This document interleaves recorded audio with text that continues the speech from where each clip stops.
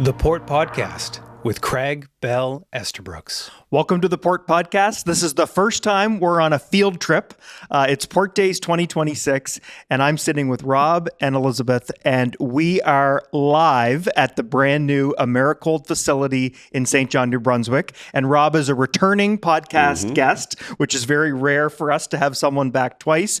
But because of the opening that's happening and everything that's occurring at the Port of St. John right now, it was just too good of an opportunity to have Elizabeth and Rob and to come on site to do so. So welcome back and welcome to the podcast. Thank you very much. Yeah, we're thrilled to be here. I mean, it is really hard to believe that it's been a year since we were here last.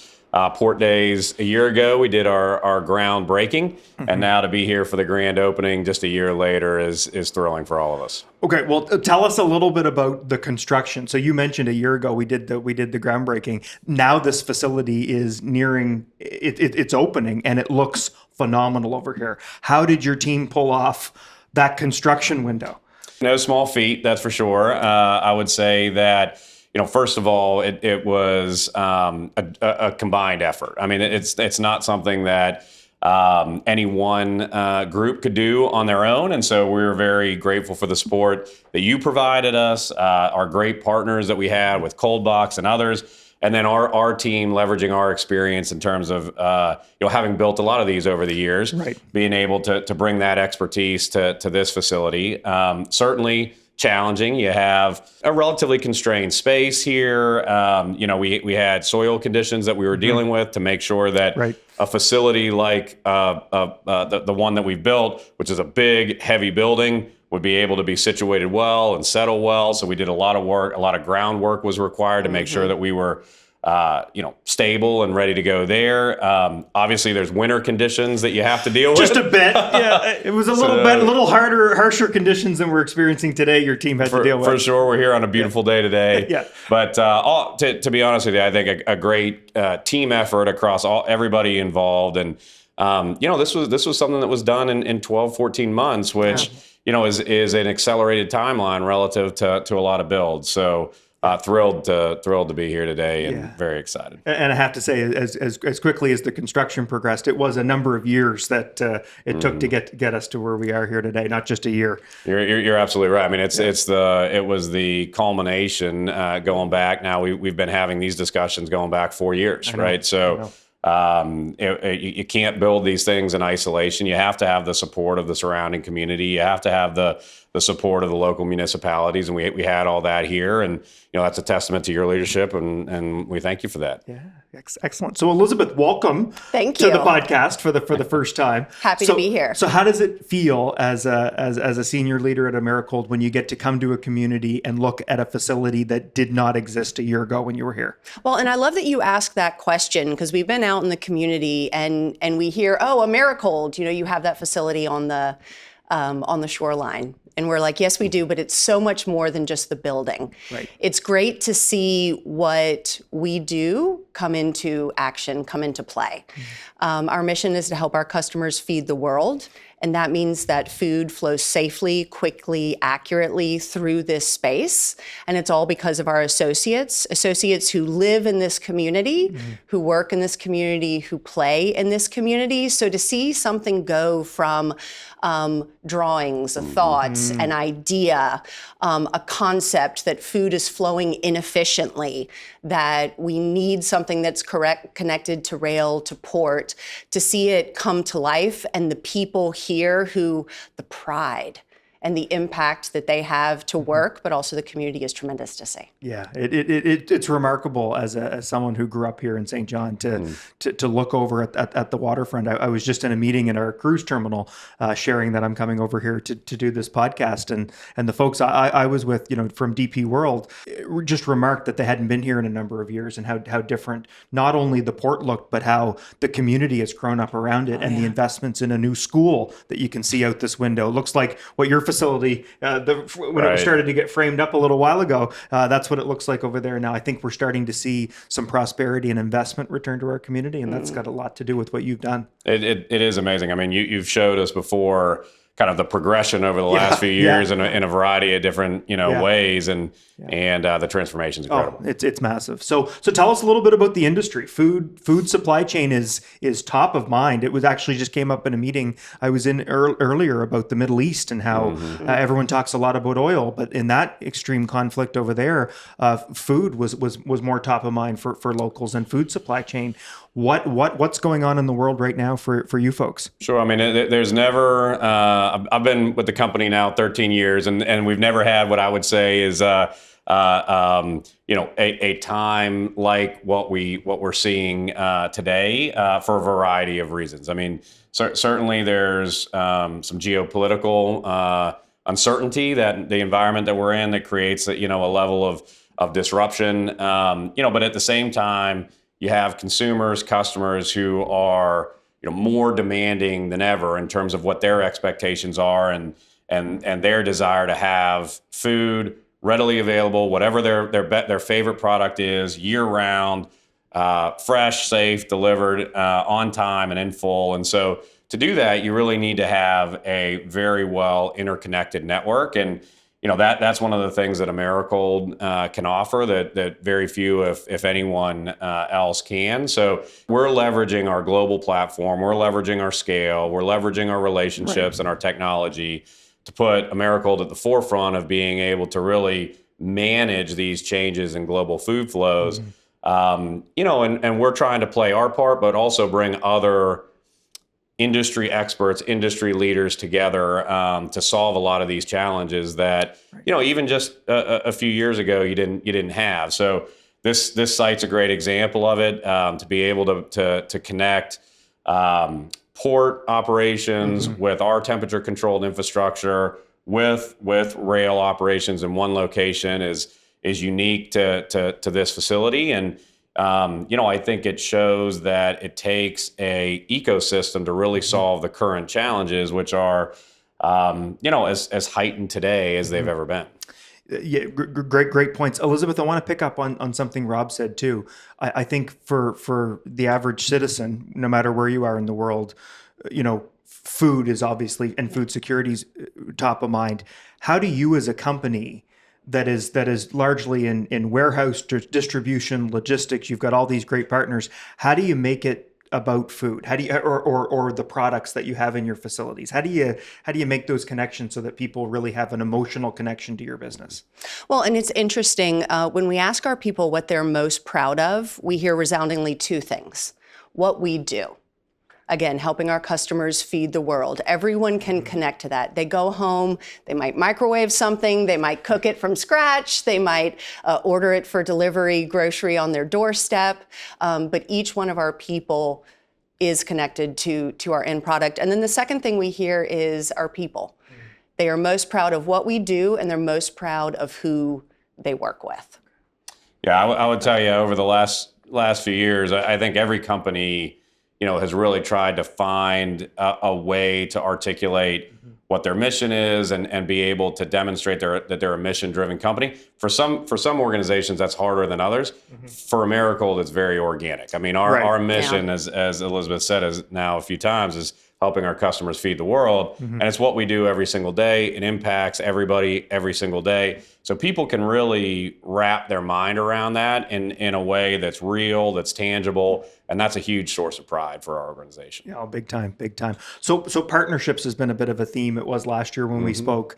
Rob, can you tell us a little bit about the partners that you're working with here, and why you collectively see the value in this facility being co-located with the container terminal?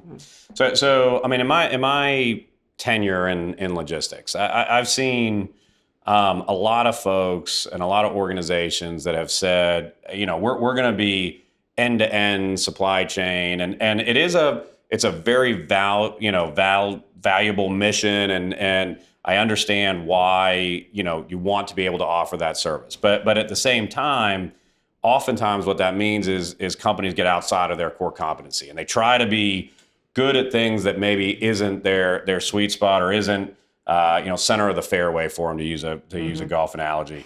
At Americold, we're just going about it a different way. We know what we're good at. We are, in our opinion, the best in the world at designing, building, owning, and operating temperature-controlled real estate.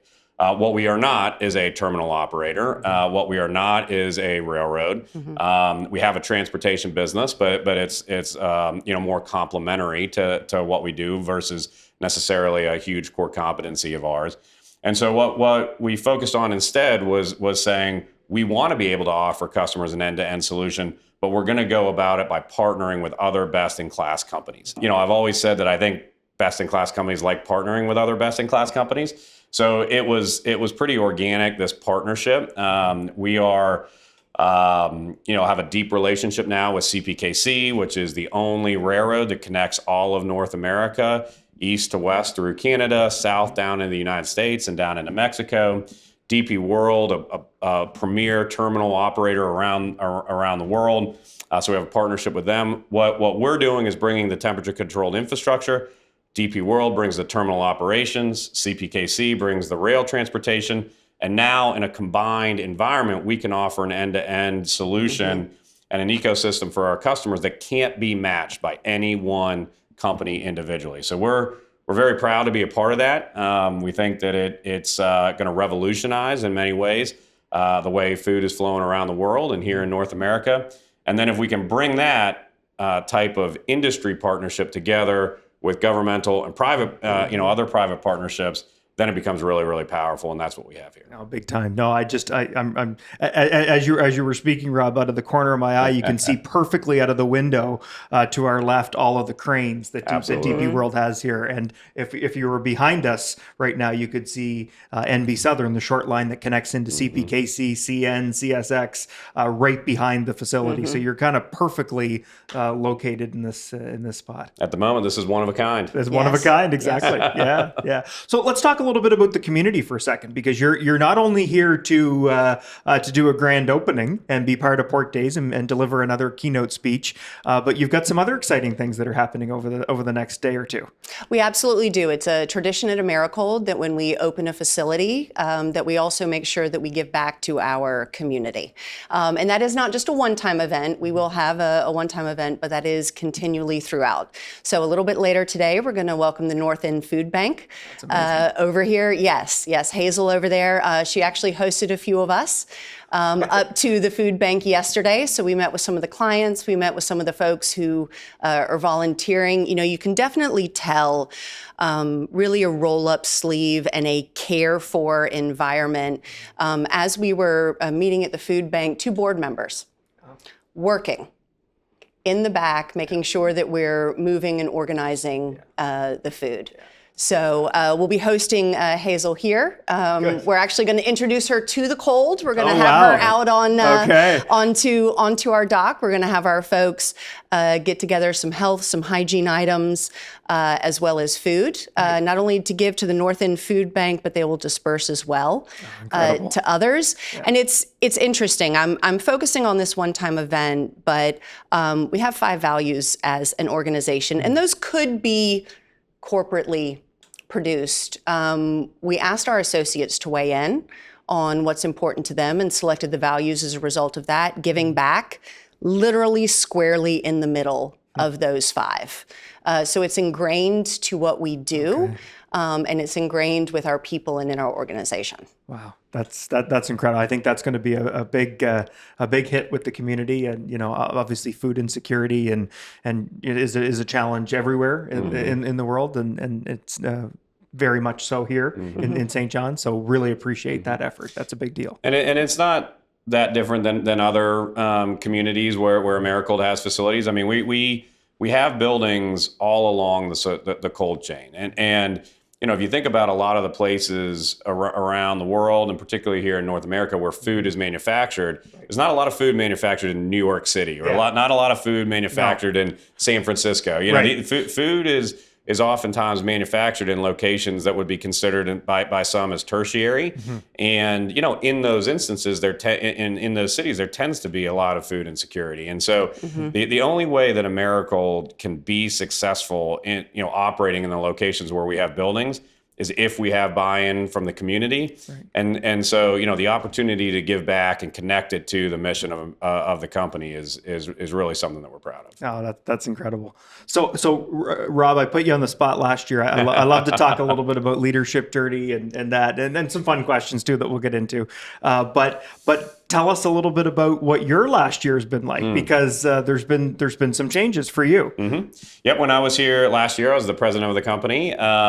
In September, I took over as our CEO. So thrilled and humbled to be in that. Thank you. Very, very humbled to be in the role. I love this company and the industry. So, for me, it's a dream come true to be in the position. At the same time, it really hits home and it weighs a lot on you that when you're in that position, there's a lot of responsibility to be able to lead and kind of shepherd the company in a direction that does benefit every constituent. And you think about who those people are. Well, they're shareholders. Americold is a publicly traded company. There are associates that make the business run every day. There is all of our customers who depend on us and outsource their brand. So, and there's more than that. But when you just think about that and the responsibility that comes along with it, it's not something that I think you can take lightly when you're in any position, let alone, a leadership position that I find myself in at the company. So now I'm very proud of the work that we're doing. Americold's found ways to grow in what's been a, volatile, food environment over the last few quarters. And we've been able to consistently deliver on our financial commitments, our customer service commitments. So very, very proud and excited that. I think the future is bright for the company, and I'm just honored to be in the role. When you were pursuing post-secondary education or even younger, did you see yourself as the CEO of a large publicly traded company? No. I mean, I would say, by nature, I'm hardworking and competitive, and so as you go through, I think those traits help you to really focus and be successful. But there's no way that when I think about my growing up and my situation that I thought I would find myself here. Again, honored and proud to be here, and I think that it really does take a dedication and a commitment and a passion, which I'm fortunate to have found here at Americold. To end up in a role like the CEO. Yeah, it's wonderful, Elizabeth. Your passion for the company is you can feel it, but your leadership journey has taken you in many different spots. Tell us about what was your path to get to Americold, and what do you love so much about your position now? So I spent 23 years before this in financial services and financial technology, which is interesting because that was not what I wanted to do or to be in. But really, anywhere money moves, there's job security, and there is a complexity to that must be translated. And that's very similar to what we do from a cold chain and a supply chain perspective. It is imperative. I talk to a lot of our leaders and they say, supply chain, the best kept secret really until COVID. And then people saw when there is a true life impacting moment when things can't make it through the supply chain. So I think it is the necessity of what we do and how hard some of our facilities operate 7 days a week. Someone might be reaching the end of Friday and be like, oh, great, now it's the weekend. We're still moving things. We're still moving things because people expect them on shelves. They expect them in their refrigerator. So it's that, and then it's also taking complexity and turning it into something that can be understood is such a great challenge, and it's so necessary. I love that. So as an executive team and as a leadership team that obviously you're both, key parts of, how do you balance, very demanding jobs with personal life, thinking about the future of the company? Like how do you, I'm always fascinated because, it's not always a perfect balance. Yeah. Well, I think, we do demand the best of folks at work. But you can only be your best at work when you have the opportunity to have time to do whatever it is outside of work that you're the most passionate about, whether that's family, whether that's friends, whether that's, traveling, whatever it may be. We want to make sure that when people come to work, that they're bringing the best of them, each and every day. And the only way that you can do that, like I said, is if you have time for things outside. So now that's not to say that, people don't spend a heck of a lot of time sitting, together in the office and outside of the work, thinking about ways to drive this company forward. I do think when you get to a certain level, work becomes a big part of your passion, and that's what I think that's what we've built, and that's what we've found at Americold is, amongst our executive leadership group and many of our leaders throughout the entire organization, they are passionate about the company. So it makes it easy, to ask sometimes what we ask of folks, but at the same time, we want to find that right balance. And again, I'm a firm believer that you have to have passions outside of work that allow you to come into the office focused. I have on a personal level, I've got 2 beautiful, children, my beautiful wife, and I play some golf as a hobby outside of work. And if I can find the right time to do that, then I come in the office Monday morning ready to go. I agree. I agree with the golf. Yeah. For me. The McMillan household is one that is dedicated to its work. My husband's an educator and a basketball coach in a lower socioeconomic area. And so it's not uncommon for him to spend 10, 12 hours at work, and that's each day. And so the blessing of that is my kiddos are along for the ride. I have an 11-year-old boy, a 14-year-old girl. And we share that kind of intensity, and we bring the kiddos along. I've actually brought my kiddos to the Americold office a time or two on a Saturday or a Sunday, ran into Rob in the office one of those times. The kids come in, they're excited to see. It was actually my son who came into my office when I first joined Americold, and he's like, where are the pictures? Yeah. Like, where are the family pictures? And so I made sure that I brought those in. And then the next time he came in, he was like, I need to get eyes on those pictures. So I think it's a family commitment, and I have one that is supportive. Oh, I love that. So you've opened up for a last question. I did this to you last year, and I'm going to do this to Elizabeth now. We're talking about extracurricular and things to do outside of work. You are both in Atlanta, one of the great cities in North America, great sporting tradition. So I'm going to ask the tough sports question again. I know your favorite teams are, but Elizabeth, start with you. What's your favorite sport, and who's your favorite sporting team? So I would normally say basketball because my husband is a basketball coach, both the men's and women's teams. But actually, Atlanta has started a volleyball.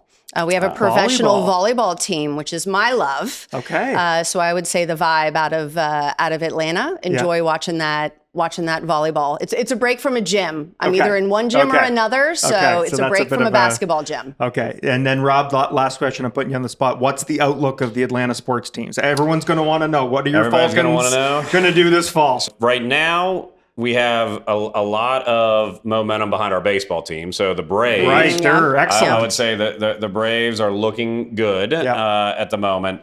The Falcons, it's been a tough road for the Falcons. Now, our prior quarterback, Matt Ryan, is back on the team in a kind of president, general manager role. So feel good there. It will all come down to our quarterback situation. So if our quarterbacks stay healthy, I think we have a chance to win the division. If they can't stay healthy, we're in for a long season. But we'll be behind them either way. Our listeners heard it here first. I will say there is a good St. John connection to the Atlanta Braves. When I was growing up, we didn't have access to television channels, much like we do today, and the broadcast of Turner Broadcasting was one of the main channels. So we had more baseball access to the Atlanta Braves than even the Toronto Blue Jays at one point. Okay. So I grew up Greg Maddux, Tom Glavine, John Schmaltz. Yeah. That was the team I cheered, and they were very good. That was a good team to root for. That was a very easy team to root for, and a very likable team. You could tell the fans were very much into it. Yeah, it was at the old Fulton County Stadium. Fulton County Stadium. I remember That's that. right. Yeah, now they've moved that stadium now. Now they play up in a little bit north of the city. Okay. But Atlanta it's a great town, great sports town, and fingers crossed for a good year this year. Excellent. Well, we've got a very exciting couple of days. We really appreciate everything you've done for the Port of St. John, our community, employing people, giving back as part of this opening. I think it's a really special couple of days, and thank you so much for taking the time to do this today. Thank you. We feel the same way. We're thrilled to be part of this community for decades to come. Thanks, Craig. Thank you, Craig.